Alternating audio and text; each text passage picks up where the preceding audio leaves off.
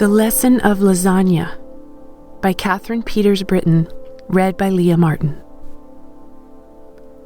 Then Samuel took a stone and set it up between Mizpah and Shen.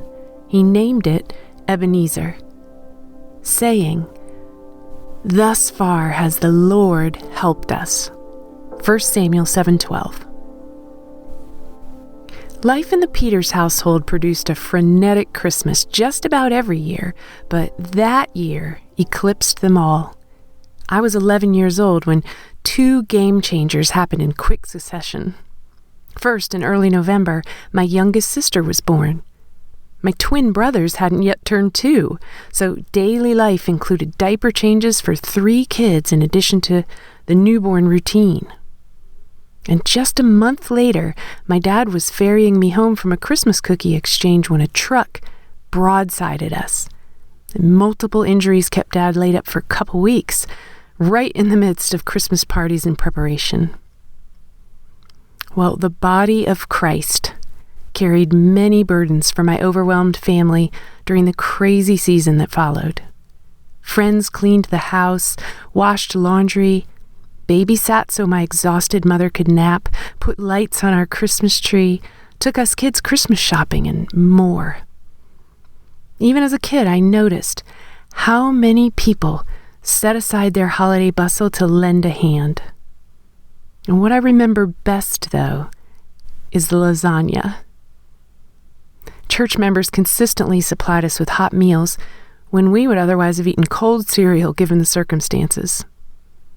I remember lots and lots of casseroles during the Christmas season, and I must embarrassingly admit my childish tastes invited me to turn up my nose at many of them. Especially the lasagna, which I barely tolerated in the best of times. So during those 2 months, we choked down veggie lasagna that I thought tasted like printer paper. I picked at lasagna surfeited with cottage cheese. I still despise cottage cheese. I rejoiced over meat lovers' lasagna, and I tried to get away with eating just the garlic bread someone had brought as a side dish. Lord bless the folks that brought us that signature casserole, but after New Year's, I never wanted to see lasagna again, ever. Of course, the years have chugged along. I've swapped out my last name, and I reticently reversed course on lasagna. The casserole has that sweetly sentimental quality of Grandma's cookies now, always reminding me of those crazy 2 months that began with a birth and closed with a year's end. It's my edible Ebenezer, if you will. I know that might sound flippant, but I can't help but remember how God provided for my family during a rough patch when I smell that smell. To me, lasagna will always be synonymous with a church's love. Intersecting faith and life.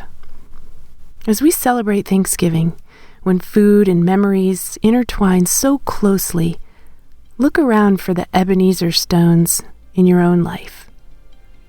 What past events can you point to and say, "Yes, the Lord helped us there"? Tell your family and friends the stories of God's grace and provision, so they too will forget none of His benefits. Psalms 103:2. We serve a faithful God. Let's remember to look back on those markers. Hey listeners, thanks for joining us for the Crosswalk.com devotional podcast. To get all of our episodes straight to your phone during the week, subscribe to this podcast on iTunes or wherever you listen to podcasts. To find more devotional content like this, head over to Crosswalk.com.